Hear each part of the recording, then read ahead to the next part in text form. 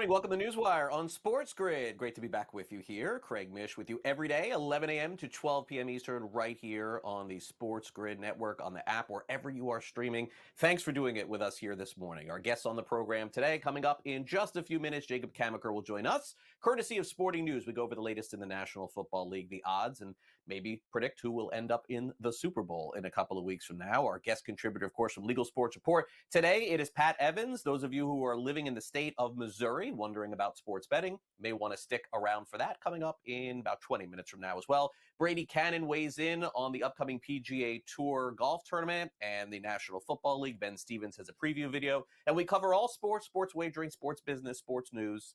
That's what we do here on the show. Now, speaking of which, maybe this news caught a lot of people off guard yesterday. The Milwaukee Bucks make another coaching change. 43 games in, and that's it for Adrian Griffin. The Bucks not playing great defense, perhaps winning too many close games.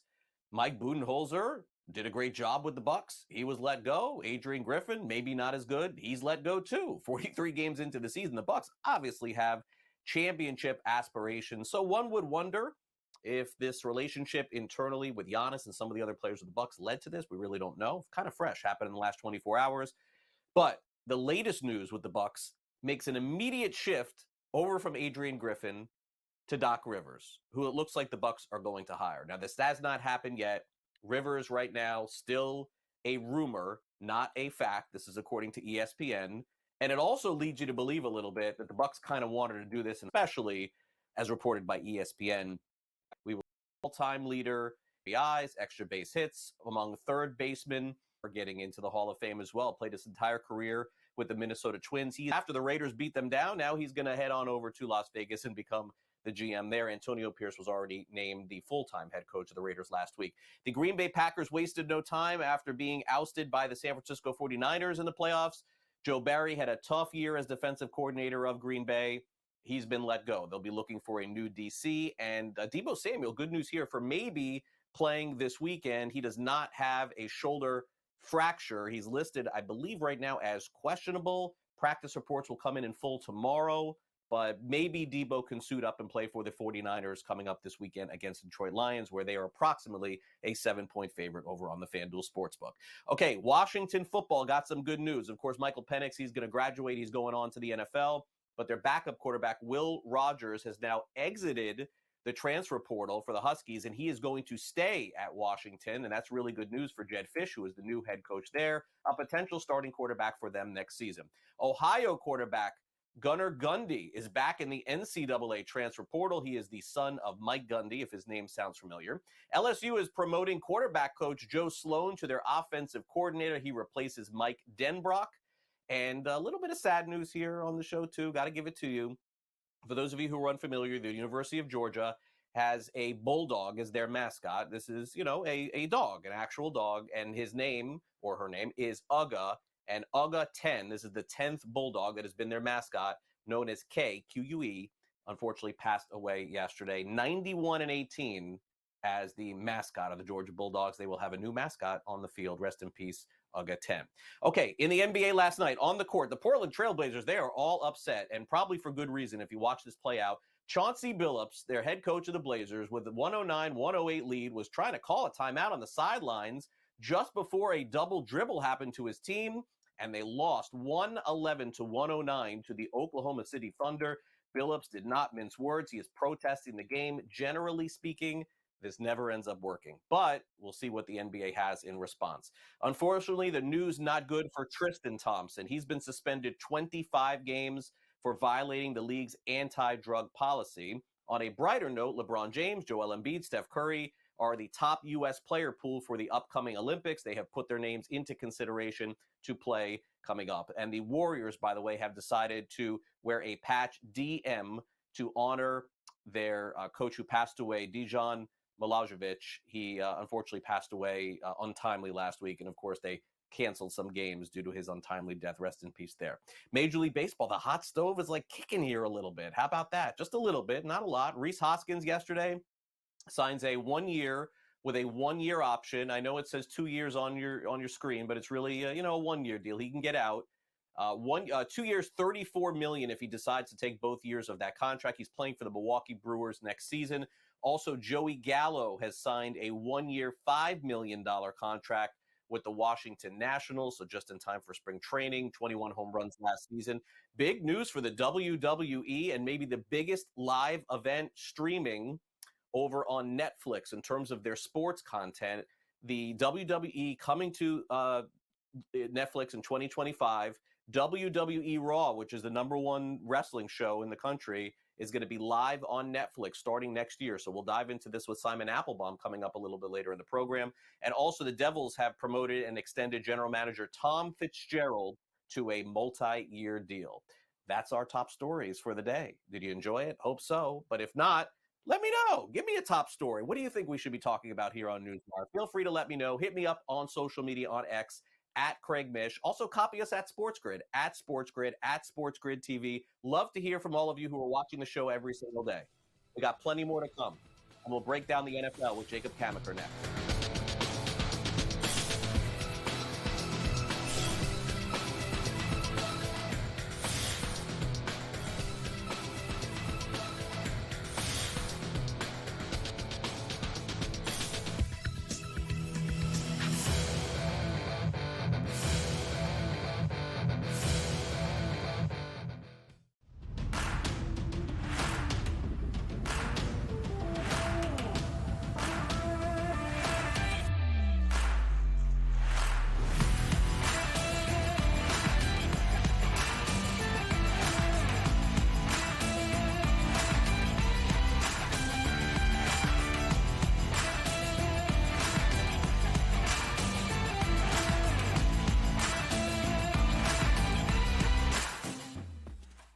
Quarterback at quarterback. We're going to lay some juice. We're going to have some dog prices, and we're going to go right in the middle. Because I don't know what they're doing. To me, they're in a complete rebuild, Kev. Go run, run, run. That's where overbackers on this 51.5 shot. So right now he's a little bit more over money, but he's hovering right around. The winner of this game will be the division I don't favorite. care if they win, because all we care about is the money, baby. The money. Pro Football Today. It's smarter to be on SportsGrid. I'm not going to lie. I'm a Knicks fan. I feel bad for Obi Toppin. I mean, Obi Toppin was backing up Julius Randle, and then he got his opportunity in Indiana, was playing great, didn't play D, brought him off the bench, and now they got Pascal Siakam, and now he's going into a free agent year. So Obi may be looking for a new home, but I do like that fast break if it's Halliburton with Obi and Siakam. Betting above the rim, only on SportsGrid. They were best friends. Like like Siakam's best friend on the team was Chris Boucher. Chris Boucher's best friend on the team was Pascal Siakam. They're not American, right? So there's different cliques in the NBA, and they were very, very tight. So Chris Boucher, I got rattled seeing Chris Boucher and thinking about the memories. But Raptors responded. Sports Rage Late Night, only on SportsGrid. One that's been to a sporting event, the atmosphere before a game, I think Game Time Decisions has that same exact atmosphere. This is our arena. This is what we do. There is going to be an energy to Game Time Decisions that you will feel night in and night out. The excitement you get when you lock your bets in, when you're figuring out what you want to do, we can zone in on the biggest games each night. I want this to be the place that people come to before the games start so they feel as ready as possible to lock in their cards. We are going to hit every single one of those markets that you need to know about. We're going to go through every single thing, and I've got a great team behind me that's going to help me get the job done. There is not a better place, I promise you, than Game Time Decisions to get that new information, react to it, and be able to then bet accordingly. We will have everything at our disposal, and we will use that to our advantage. I'm Kevin Walsh. Tune into Game Time Decisions from 6 to 8 p.m. Eastern on SportsGrid.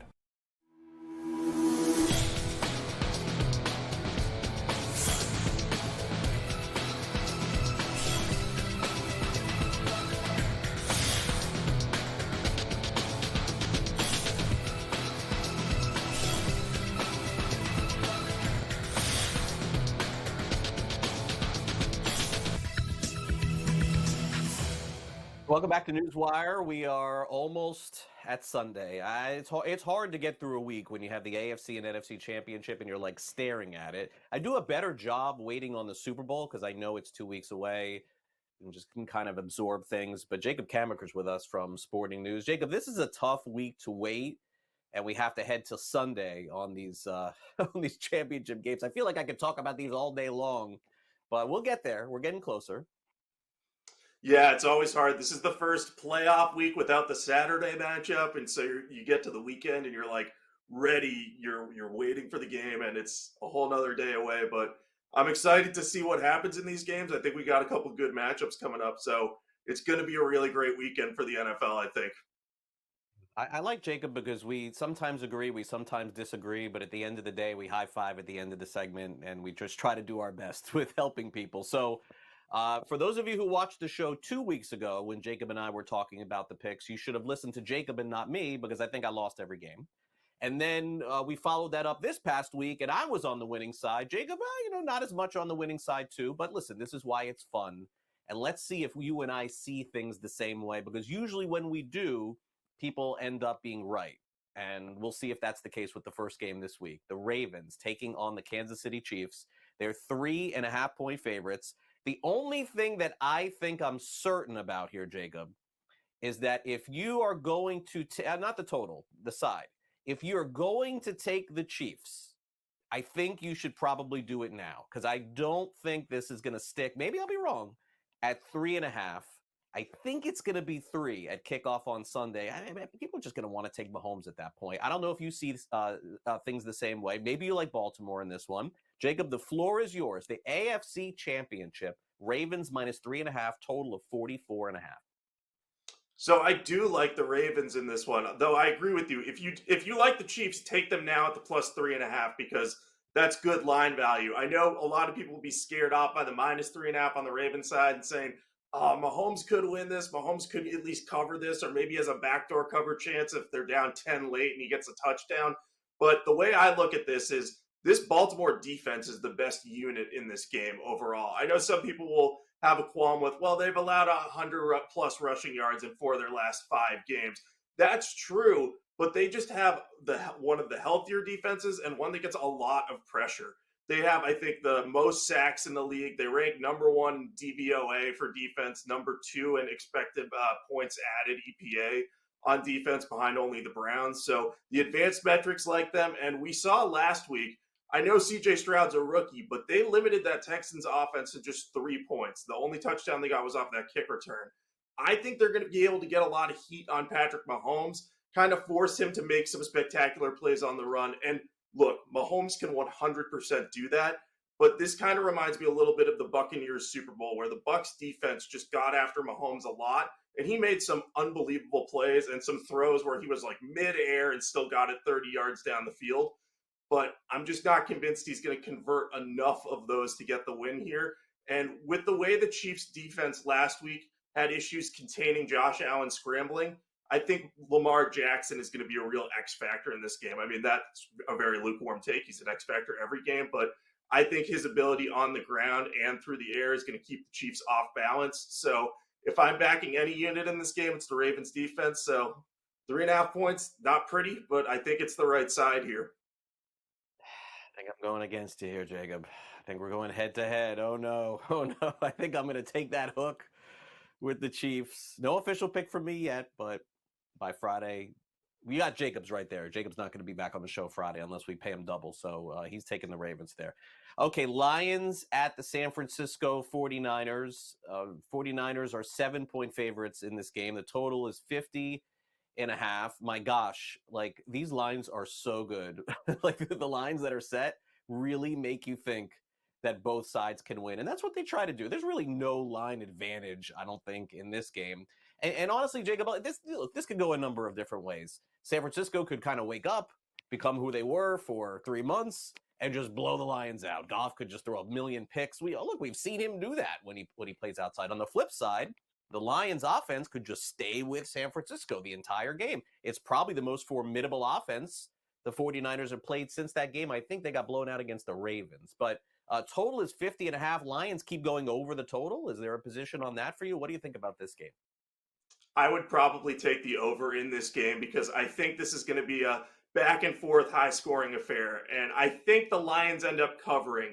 I like just getting 7 points with a good offense and one that I think matches up pretty well with the 49ers. Now, I'm hoping that the Lions win. They were my pick to make the Super Bowl out of the NFC before the season starts. But even if they don't win this game, I think they can cover. The reason being, they have such a strong offensive line that they can kind of take away the strength of that San Francisco defense. It's their front seven, their ability to get pass rush pressure, and their linebackers. Their linebackers are going to be the toughest matchup for Detroit in this one because if they take away Sam Laporta, then Jared Goff's going to have to try to make use of his other weapons a little bit more. But I think with his offensive line and with more protection, he'll be able to take some downfield shots against that secondary, which is the weak link on this San Francisco defense. So I think Detroit will score enough that we'll hit the over here, and I think they have a pretty good chance to cover. On the other side of the ball, a lot of people are going to be saying, all right, well, how are the Lions defense, how is that going to stop San Francisco's offense? And very fair question, because their secondary is a very big problem. Their cornerback group is really not good at all. But the big thing that we're looking at here is if Deebo Samuel can't play and he's 50-50 for this game, you're asking Brandon Ayuk to do a lot of the heavy lifting, and the Lions' run defense is really, really good. So if they can slow down Christian McCaffrey, make Brock Purdy have to beat them vertically, they might be able to force him into some mistakes. Now, Purdy's really accurate, and Jawan Jennings had a good week in place of Samuel last week. But I think it's going to be hard for San Francisco to cover this type of spread if Samuel can't play or isn't 100%.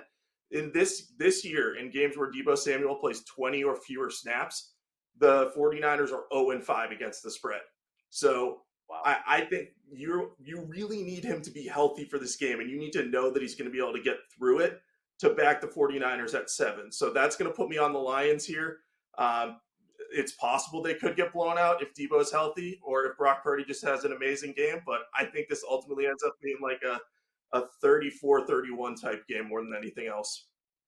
Yeah, look, I really don't have a strong position here, but based on the way the Lions play, Jacob, I have a feeling this is coming down to some 2-point conversion at some point during the game. It seems like Detroit is always pushing, going for 2. We'll see. I'm very much looking forward. I'm looking forward to both games, to be honest with you. Okay, quickly. We had a coaching hire this week. Tennessee Titans, they've hired Brian Callahan as their head coach. Callahan very clearly did a great job for years with the Cincinnati Bengals. So now he moves over to Tennessee. Look, they still, whether it's Will Levis or somebody else, going to need better quarterback play. This is sort of his specialty here. And I would guess that Tennessee probably going through not a rebuild. I don't think that's fair to say, Jacob, but I definitely think that this is a pause kind of year for the Titans. Yeah, they're going to retool the roster, kind of build it in Rand Carthon's image. He just got a promotion, but I think Callahan was a solid hire. I personally wouldn't have gotten rid of Mike Vrabel. He did a lot with very little talent on that roster, but if you're going to go with an offensive coach, getting one who helped Joe Burrow and Jake Browning develop over the last few years, that's definitely not a bad choice. I know Bobby Slowick and Dave Canales were hot names too, but nothing wrong with Brian Callahan. Really solid 5 years in Cincinnati. Last thing, Jacob, Bill Belichick, you think he's going to be a head coach in the NFL next year? I thought Atlanta was a slam dunk. They just keep interviewing more people. I guess not. I think that he's probably going to end up in Atlanta at the end of the day. I just can't imagine him not coaching next year. He's still the greatest coach in NFL history. I know he's had his warts in recent years, but hey, he's going to land somewhere, and I think Atlanta's the spot. Yeah, we'll see. They keep bringing in new people to interview. I don't know. After you interview Belichick twice, what more do you need? Anyway, Jacob, have fun this weekend. We'll see you next week.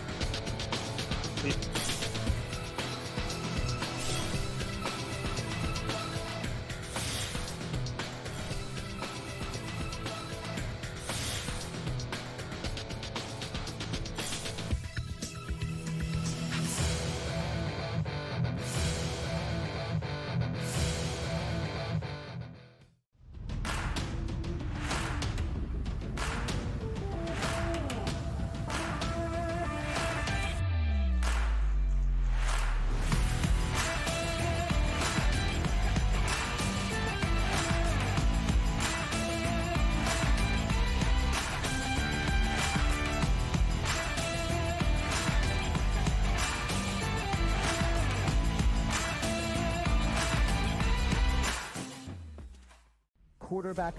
We're going to lay some juice. We're going to have some dog prices, and we're going to go right in the middle. Because I don't know what they're doing. To me, they're in a complete rebuild, Kev.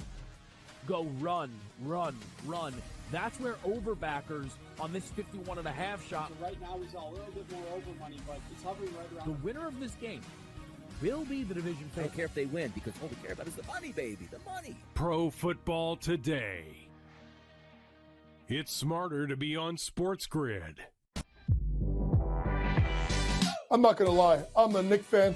I feel bad for Obi Toppin. I mean, Obi Toppin was backing up Julius Randle, and then he got his opportunity. Indiana was playing great. Didn't play deep, brought him off the bench, and now they got Pascal Siakam, and now he's going into a free agent year. So Obi may be looking for a new home, but I do like that fast break if it's Halliburton with Obi and Siakam. Betting above the rim, only on SportsGrid. They were best friends. Like Siakam's best friend on the team was Chris Boucher. Chris Boucher's best friend on the team was Pascal Siakam. They're not American, right? So there's different cliques in the NBA, and they were very, very tight. So Chris Boucher, I got rattled seeing Chris Boucher and thinking about the memories. But Raptors responded. Sports Rage Late Night, only on SportsGrid. One that's been to a sporting event, the atmosphere before a game, I think Game Time Decisions has that same exact atmosphere. This is our arena.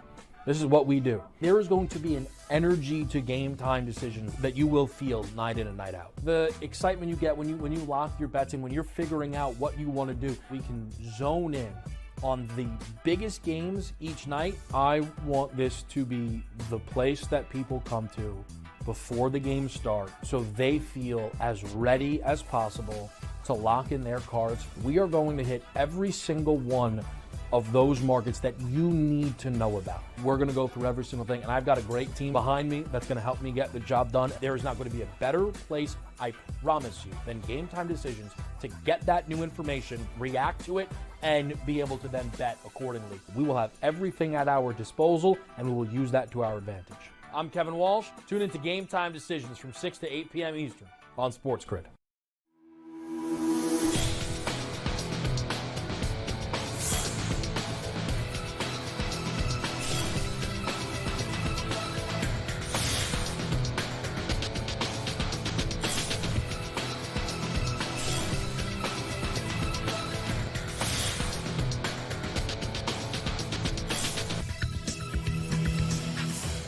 Welcome back to NewsWire here on SportsGrid. Craig Mish back with you along with Pat Evans from Legal Sports Report. We actually, I think, have a really intriguing story to start off with today. A new operator getting into the sports betting space, coming over from DFS. We've heard that before with FanDuel and DraftKings. We have another one to talk about today.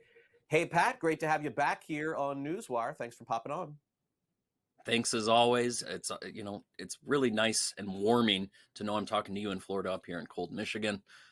So it's always great to be here with you. Yeah, I'm wearing a jacket. So cold here. Not really. Mandatory jacket. All right.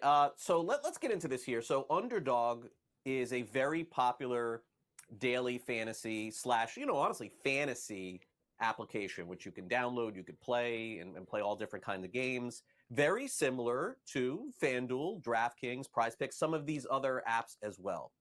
But now, Pat, it looks like, at least from the story that we're going to talk about here, that Underdog is dipping their toe, maybe a little more, you'll tell us, into the sports betting space. So where is this going to happen? And do you think that this is just the beginning for them doing this, or is this just kind of like a test run? Yeah, this is something they've kind of teased for the last almost 2 years, that they've been developing their own sports betting platform. And actually, the first state they were licensed in was Ohio. They haven't launched there yet. They're just kind of going quietly up there. And we knew, so again, we've known this has been coming. It's been in the pipeline, but this announcement that they partnered with Sedgefield Country Club, a PGA Tour host down in North Carolina, that they will be in North Carolina sports betting. They say This will be their first sports betting market that they will be ready to launch when it launches, which about an hour and a half ago we found out that they will be North Carolina will open their sports betting market on March 11th. So North Carolinians should be getting excited. On March 1st, they'll be able to register accounts, which there are going to be plenty of sports betting operators down there, from your FanDuels and DraftKings to Fanatics, ESPN Bet, and Underdog. And yeah, this is interesting because as we've talked about at length several times throughout the last year, Underdog, Prize Picks, a couple other operators have been coming under scrutiny for their DFS products, the Pick'em products. And so that's kind of why this is a neat kind of change of pace is, they're launching actual sports betting versus a parlay-like DFS product that some regulators have deemed not allowable. And what's interesting too in North Carolina, initially in the regulations, they banned those pick'em products. They have since rolled that back and said, we'll take a closer look at that. We just want to get sports betting off the ground. But that won't be a problem for Underdog if, once they get sports betting off the ground, because as we've seen, FanDuel and and DraftKings have certainly rolled back their DFS focus now that they are full-blown sports betting operators. All right, Pat, let's move on over to Missouri and break down the very latest going on there. We know that there's a lot of obstacles, very specifically a couple or one very specific obstacle to getting sports betting in the state. What's the latest with the hearing that they had today? Yeah, so there was a hearing yesterday. I think that was a misspeak there on your part, Craig. But yeah, but yeah, it was. Honestly, it's the same thing we've seen the last 2 years. Rep. Dan Houks introduced his bill in a committee. It's passed out of the House 2 years now and will very much likely pass out this year. And he even said it. He said, we're here again. I'm not going to go into details. This feels like Groundhog Day. And then a stream of sports team executives, sports book executives, players associations all came up and basically just said, yep, we're here. We're supporting this. Let's get this done this year. Bill DeWitt III, the president of the St. Louis Cardinals, he's the leader of the sports team coalition. He got up and spoke. And there is a ballot initiative circulating right now to get sports betting on the ballot in November if this legislative session fails yet again. He said, if this passes, we'll pull that. We don't need it. If this happens, this is our preferred route. Of course, like I said, it's gotten through the House 2 years in a row. Again, very likely will this year. But the problem is a single senator, Denny Hoskins, in the Senate. He has filibustered it to death the past 2 years and has signaled he will do the same again this year. And it doesn't seem like there's any change in his stance.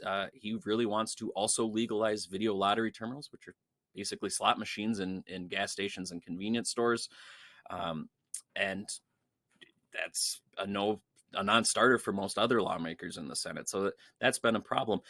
Interestingly, last night, Senate President Caleb Rowden tweeted out a very interesting kind of statement that he is taking a stance. He is a Republican, as is Denny Hoskins, and his small cohort that Rowden called the Chaos Caucus, and he also called them swamp creatures for how much it has stymied the progress in the Senate. He's removed, I think it's about 5 lawmakers, including Hoskins, from committees. So there's kind of a little slap on the wrist there for kind of this obstructionist politics that's happening in Missouri.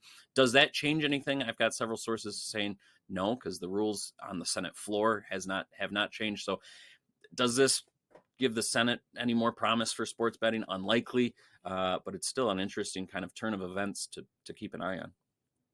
Yeah, no, I think so. And look, naturally, the one state that we're watching even closer maybe than Missouri is Minnesota, who at some point, that state and the people who are watching us who live in that state, Pat, realize sports betting is coming to Minnesota. I don't know when, I don't know how, I don't know where. It's going to happen. It just seems like inevitable. But at this point, at the very least, there's a new bill that's being talked about as far as legislation is concerned. Specifically, Pat, where is the update here from Minnesota and sports wagering? Yeah, so as you know, last year we came into the session and I said this was my number one state. Again, I've said it this year. But this new bill actually highlights a little bit of a gap between some key parties. I mean, in Minnesota, there's a very clear battle line cut. The Republicans want tracks included. The tracks want full-blown sports betting. The Democrat Farmer Labor Party wants tribal exclusivity. The tribes want exclusivity. And that's where we're at. Last year, the DFL had a big proposal. They were all excited about it, but it got lost in some other agenda that they were pushing because, there was some in-party opposition to it. And of course, you need full party support if you're going to get something done alone. So they do need Republican support. And so we left last session with the tracks and tribes negotiating a revenue share of sorts. And they still apparently have not come to a middle ground. And so that's where this Republican bill comes in. They're giving the ability for the tribes to partner with sports teams and the tracks for in-person sports books. And the tracks still want more and the tribes don't want that. So there's still a nice stalemate in Minnesota that at some point you have to get it over the ground or over the edge, you would think. Does it happen this year? A lot of industry sources are telling me, yes, it does still get done this year. There's plenty of time in this session to get it done and enough support on the DFL side to get it that way. But we'll see what that final agreement comes out to be. I've had DFL people tell me, the tribes could really just go ahead and do this, as we've seen in Wisconsin and New Mexico. They already have casinos there, and we'll see what happens. At this point, I don't want to hazard a guess to when or what the final agreement is, but it's the state to watch this year if I have anything to say about it. Yeah. And look, I think, Pat, when it comes to Minnesota and, I would even throw Georgia and maybe Texas in there. I mean, I find it hard to believe that we're going to go another 365 days without good news as far as sports wagering. Because, this time last year, Pat, what I would say is, did we even have a clue that sports betting in Florida was about to launch for the Seminole tribe? And so just when we think it's not going to happen, sometimes it does. It's very unpredictable. Yeah, I mean, exactly. Going into last session, we had no idea Kentucky would have gotten it over the edge, and they just kind of plowed through. And so that could certainly happen in a random state like Alabama, which again doesn't even have a lottery. But we've got rumors or murmurs coming up that there's a big gaming lottery sports betting bill coming up down there. So again, anything can happen in the legislative season. Missouri always looks like a great state that could get it done if just one guy gets out of the way. So again, something could happen there. It's all about negotiating, and that's what makes politics so much fun, I think. So again, to your point, Georgia, Alabama, Mississippi, Missouri, Minnesota, those are all states that we'll be keeping an eye on all spring. Have a great rest of your week, and we'll talk again soon. Thanks for coming on. Thanks as always, Craig. All right, we talked about this earlier in the show. It is now official, or at least about to be official. ESPN reports Doc Rivers is the next basketball head coach in Milwaukee for the Milwaukee Bucks for Giannis, Damian Lillard, and company.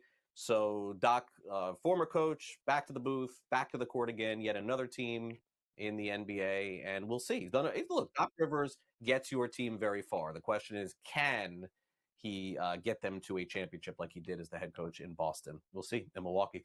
All right, we'll take a quick time out here on the show. Plenty more to come, including Simon Applebaum of the podcast tomorrow will be televised. We'll be right back.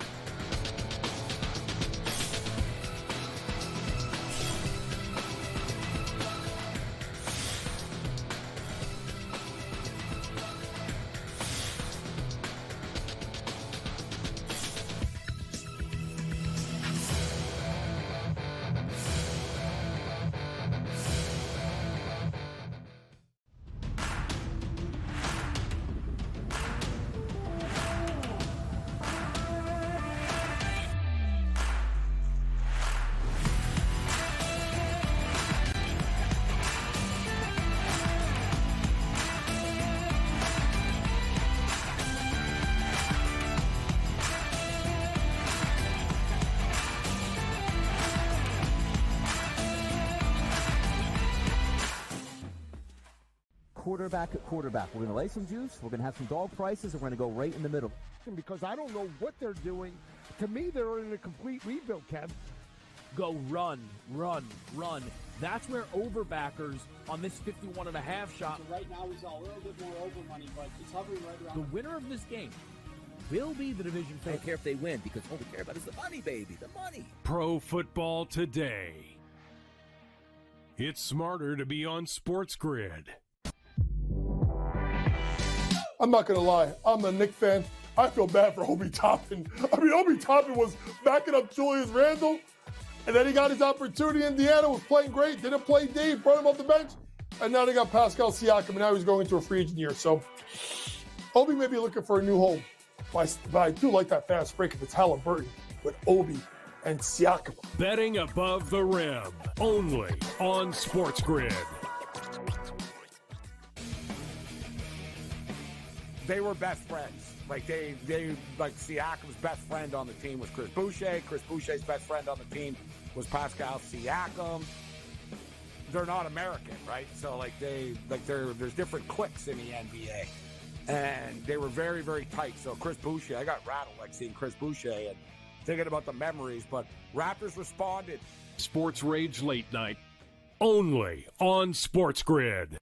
One that's been to a sporting event, the atmosphere before a game, I think Game Time Decisions has that same exact atmosphere. This is our arena.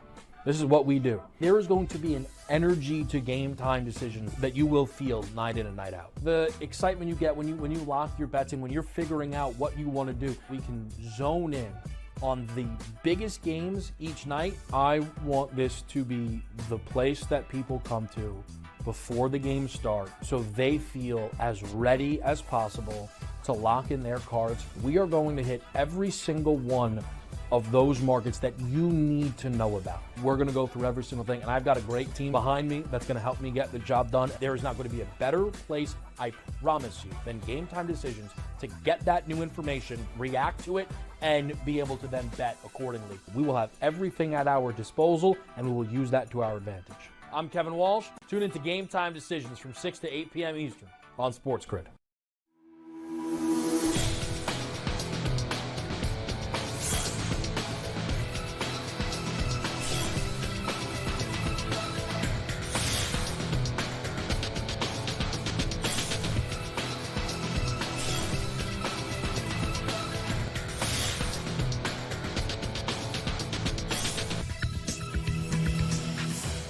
Welcome back to NewsWire, recapping our top story of the day. Doc Rivers is back on the NBA court as a head coach, this time with the Milwaukee Bucks, as they fired their coach 43 games into the season. It was speculated over the last 24 hours that Rivers could be the guy. Indeed, he is, and he begins his next journey as head coach in Milwaukee. Speaking of journeys, tonight we'll figure out which direction things are headed in the NBA, but the bigger question is how this changes the odds in the future in the Western Conference, in the Eastern Conference.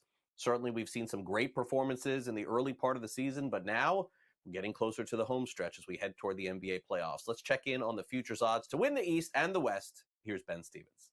Craig, we may have just reached the halfway point of this 2023-24 NBA season, but the intensity is already starting to pick up. Individual races for that MVP award once again, and what is happening in both conferences with a coaching change yesterday that I don't think anybody saw around the association. We start with the most valuable player and a historic week to begin for Philadelphia's Joel Embiid. On Monday night, Craig, a 70-point performance, the 9th player ever in the history of the NBA to reach that 70-point benchmark. The most points scored this year, JoJo, 70 points, 18 rebounds for the Sixers in a Monday night matchup against the San Antonio Spurs. So Embiid moves to the top of this board to win the NBA MVP for a second consecutive year. Plus 130, the number on Embiid. Craig, in the last week and a half, we have seen drastic movement in this market. For instance, a week and a half ago, Joel Embiid had missed 3 consecutive games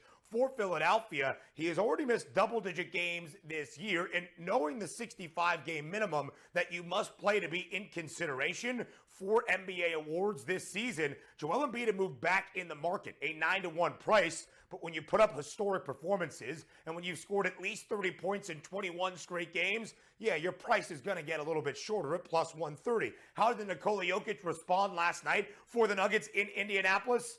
A 31-point triple-double for the two-time NBA MVP, plus 250. You see Shai Gilgeous-Alexander, a plus 360 price. His Oklahoma City Thunder, as we'll show in just a moment, a tie atop the Western Conference, and SGA regularly scores 30 points a game, 33 points last night against Portland. Luka Doncic has had 2 straight games of a 33-point triple-double, and yet he's 9-1. Giannis falls off to 12-1, and there's Jason Tatum bringing up this board at 48-1. So now we go to the conference perspective, and what a day it was in Milwaukee for Giannis Antetokounmpo and the Bucks. A shocking fire, getting rid of first-year head coach Adrian Griffin after only 43 games in a 30-13 record. That's second best in the Eastern Conference, tied for the second best mark all around the association. And yet they felt as though a head coaching change was needed. Doc Rivers, who's been working as an advisor in Milwaukee, reportedly is set to become the Bucks' next head coach. But you can see here, Craig, despite the chaos for the Bucks, still that second best price, less than $1 behind the Boston Celtics, plus 220 for Milwaukee this season, plus 140. The Sixers, that third and best price around the Eastern Conference, at plus 470. 3 teams less than $5. And part of the drama yesterday, Craig, was the Heat acquiring Terry Rozier, a 13-1 number for Miami at this point yesterday. That was closer to 17-1. So chaos in the East, a jumbled Western Conference where Nikola Jokic and the reigning NBA champs are booked as the favorites. Denver plus 185. But the Nuggets, Craig, in a tie for the top spot based on overall record this year with the Oklahoma City Thunder and the Minnesota Timberwolves. Both OKC and Minnesota have the best winning percentage out west, a 30-13 record, but the Nuggets have played 2 more games, so they have 1 more win, 31 in total, but also 1 more loss than both OKC and Minnesota with 14. Still booked as the favorites, plus 185. And Craig, as we shared yesterday, the Clippers on a roll. They are 20-4 since November, second best price, 4th best record in the Western Conference at plus 380. And keep an eye on the Thunder and the T-Wolves. If they stay atop the Western Conference standings, what does that do to their odds to win the Western Conference crown outright? It should also be said, Craig, the Phoenix Suns, who have won 5 straight games, a plus 650 number at this moment. So that's all the chaos to catch you up to speed, Craig, around the association past the midway point of this NBA campaign. All right, thanks very much, Ben. See you tomorrow here on the show. I'll see you tomorrow on your show. Let's bring in Simon Applebaum. The podcast tomorrow will be televised. Latest ratings in the NFL. Big story from the World Wrestling. What do they call it now? WWE. It's not the WWF anymore. I'm probably like 20 years behind. WWE, Craig. Leader. Yeah, I'm behind on that by like 20 years. Anyway, Simon, thanks for coming on the show. Great to have you. What's going on? It's great to be on. And Ben is absolutely right. This coaching change had nobody figuring out it was going to happen. Certainly not ESPN, which made the bet last fall to drop Mark Jackson and Jeff Van Gundy off their main announcing team with Mike Breen and replace them with Doc Rivers and with Doris Burke. So the call for ESPN on the fly is, who do they replace Rivers with? Do they go with a 2-person team, maybe Mike Breen and Doris Burke? Or do they bring somebody else in like QB Brown or J.J. Redick, whatever? It's going to be interesting to see what happens in the next 24, 48 hours with Rivers now assigned as the Milwaukee coach. Also, last week we told you about Giannis's new production company, and we can tell you that their first effort is going to be on Prime Video next month. It is a bio series about him called The Incredible Journey. So that's coming up next month on Prime Video, and that will get his new production company, which we talked about last week on this program, to a good start. Okay, let's go over to the NFL. We had some really good matchups this week, Simon. The games, 3 of the 4 games were much more competitive than the games that we saw the week before, all capped off with the Chiefs and Buffalo Bills to record ratings for the National Football League. Roger Goodell, the NFL, and all the players in the media have got to be extremely happy about how this worked. Like you said, 3 of the 4 games, second, third, and fourth game, all were nail biters until the final minute or two. There was only one blowout. That was the Baltimore-Houston game. And even that game did well. You had 32 million people watch that game on ABC and ESPN. And it looked like it built from there. You had 37 million people watching the second game with San Francisco on Fox. Then on Sunday, you had the Detroit-Tampa Bay game, which came down to the wire. About 40 million people watched that. And then you had the CBS game with a great call by Jim Nantz and Tony Romo, which went 50 million plus. And by the way, had that field goal been made and not wide right, I would think that you would have had maybe upwards of 60 million people watch that game if it went to overtime. So everybody's very happy about it. And it's evidence to the NFL that no matter what happens in terms of more games going to mega content services like ESPN Plus or Peacock, when it comes to the big playoffs like the divisional round, which I think is the best weekend in pro football, the championship games, which are next week, which I think one of those games could top 70 million homes. That Baltimore-Kansas City game on CBS, which, by the way, is the second game, which goes into prime time. I could see that game easily topping 70 million homes, particularly if it's a close game. So in terms of what the NFL, it's still broadcast or broadcast mega content, cable combination is still the way to go in terms of the big games. Yeah, no, there's no question that what we're going to see this week, probably two epic games, AFC Championship, 3 o'clock Eastern, NFC Championship, 6:30 Eastern, if I'm not mistaken there, somewhere along those lines. Okay, so the big news earlier in the week, and Simon, we've talked about this a lot, Apple TV, Prime, all of Paramount, all streaming, all doing very well. But regardless of what you think about professional wrestling, it still maintains as one of the marquee events on television throughout the week, very specifically the show WWE Raw. So when Netflix made this announcement that this is not just their first foray, but their biggest foray into live sports, professional wrestling or not, what was your thought initially when you heard the news? A huge monumental deal for Netflix, Craig, because they get a lot for $5 billion. That's the reported price. First of all, Monday Night Raw is live. It's currently on USA Network to the end of this year. It's 52 weeks a year of programming. It's at least 3 hours, and it is a great promotional tool for Netflix. So what Netflix gets out of this is, number one, they get live programming as a series form. They can, by the way, they can bring it on in both commercial-free and limited ad formats.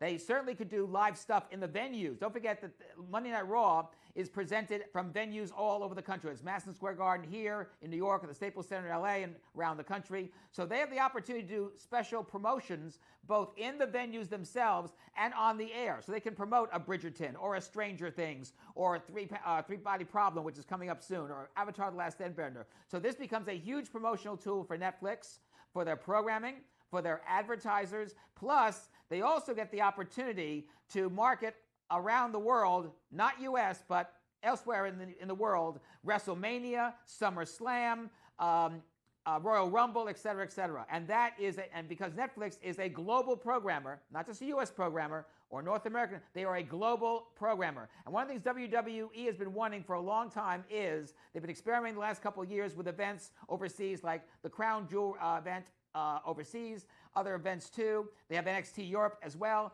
So this gives WWE a absolute foolproof opportunity to expand worldwide, and Netflix is the key to do it. I think this is a huge monumental deal. By the way, I was on the Netflix investor call yesterday, and Ted Sarandos, the co-CEO of Netflix with Greg Peters, he made it very clear. This is a huge deal for them. It is sports entertainment. Don't clue into the fact that this is a stepping stone to doing, let's say, bidding rights for the NFL, the NBA. That's not going to happen. They are not going to bid on regional sports networks. They are not going to bid on linear channels if they come up in the next year or two because of possible merger and acquisitions among the other programmers. This is a huge deal unto itself. And also, keep in mind this. With WWE, Netflix could very easily put on new scripted shows with WWE superstars. They could do unscripted shows. They could do specials. And they may even do special events like what they've been doing with some of their sports docu-programming, like the upcoming Netflix Auto Race in March. So this is a monumental deal with all sorts of possibilities. And one other thing, games. Remember that Netflix is into mobile games, which could go on smart TV sets or smart TV devices before the end of the year. Don't forget WWE has their game deal, so this could be really, really huge. Another aspect of this big deal for Netflix. Simon, we got 2 minutes to go, and we got two stories to cover. I don't know that we're going to have time to do both, so you tell me. Or maybe you could get it in, Simon. You're really good at this. Let's hit on the NFL today, 50 years of the NFL today. They made the announcement. Listen, I've been watching this forever, so I think it's a really nice celebration. And then also dive into the latest in women's basketball here. Caitlin Clark, a lot of others in college are really bringing women's sports to the forefront here.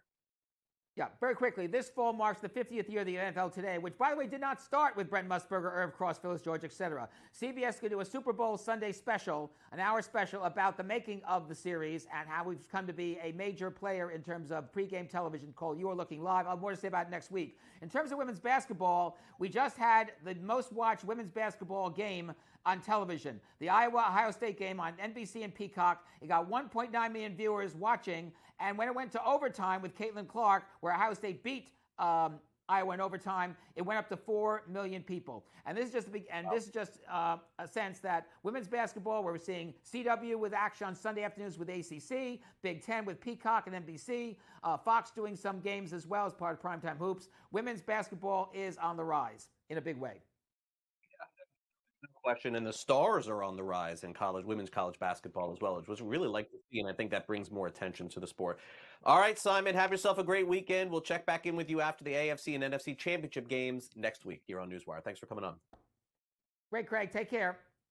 All right, Simon Applebaum, his podcast tomorrow will be televised over on Blog Talk Radio. In addition, want to recap our top story of the day. Doc Rivers is the next head coach of the Milwaukee Bucks. We'll be back to wrap up the show after this.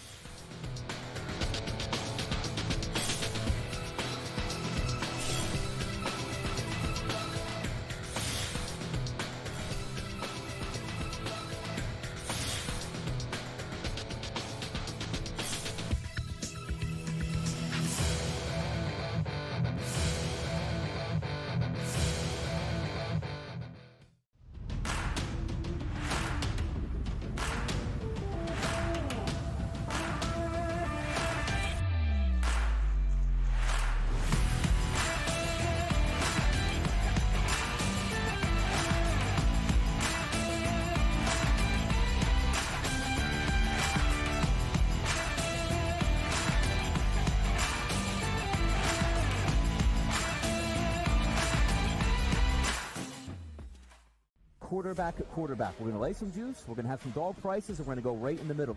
Because I don't know what they're doing. To me, they're in a complete rebuild, Kev. Go run, run, run. That's where overbackers on this 51.5 shot. So right now, he's a little bit more over money, but he's hovering right around. The winner of this game will be the division favorite. I don't care if they win, because all we care about is the money, baby, the money. Pro football today. It's smarter to be on SportsGrid. I'm not going to lie. I'm a Knick fan. I feel bad for Obi Toppin. I mean, Obi Toppin was backing up Julius Randle, and then he got his opportunity. Indiana was playing great. Didn't play deep. Brought him off the bench. And now they got Pascal Siakam, and now he's going into a free agent year. So Obi may be looking for a new home. But I do like that fast break if it's Halliburton with Obi and Siakam. Betting above the rim. Only on SportsGrid. They were best friends. Like Siakam's best friend on the team was Chris Boucher. Chris Boucher's best friend on the team was Pascal Siakam. They're not American, right? So there's different cliques in the NBA, and they were very, very tight. So Chris Boucher, I got rattled seeing Chris Boucher and thinking about the memories. But Raptors responded. Sports Rage Late Night. Only on SportsGrid. One that's been to a sporting event. The atmosphere before a game, I think Game Time Decisions has that same exact atmosphere. This is our arena. This is what we do. There is going to be an energy to Game Time Decisions that you will feel night in and night out. The excitement you get when you lock your bets in, when you're figuring out what you want to do, we can zone in on the biggest games each night. I want this to be the place that people come to before the games start so they feel as ready as possible to lock in their cards. We are going to hit every single one of those markets that you need to know about. We're going to go through every single thing, and I've got a great team behind me that's going to help me get the job done. There is not going to be a better place, I promise you, than Game Time Decisions to get that new information, react to it, and be able to then bet accordingly. We will have everything at our disposal, and we will use that to our advantage. I'm Kevin Walsh. Tune into Game Time Decisions from 6 to 8 p.m. Eastern on SportsGrid.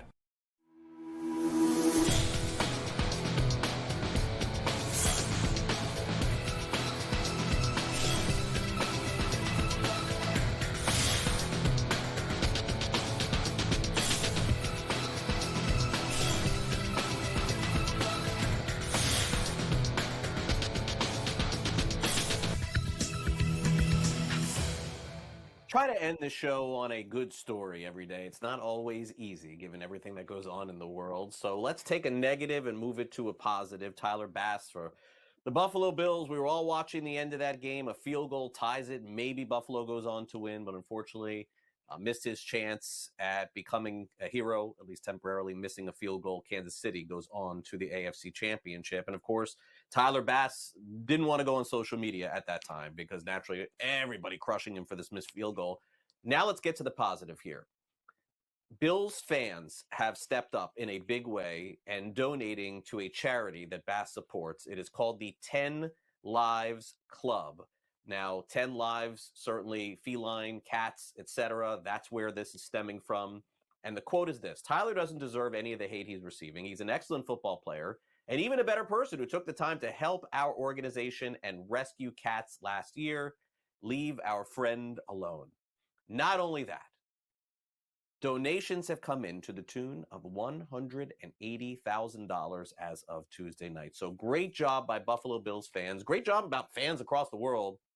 Listen, anybody can miss a kick. Anybody can make a mistake. It's really how you respond from that. And great to see fans responding to this. The last thing that we want is to remember, unfortunately, Scott Norwood, to remember stories like that for the rest of eternity. We want to turn these negatives into positives, or at least we could try to do it here on this show. I don't know if we could do it on other shows, but we do it here on this show. Okay, that will do it for this show.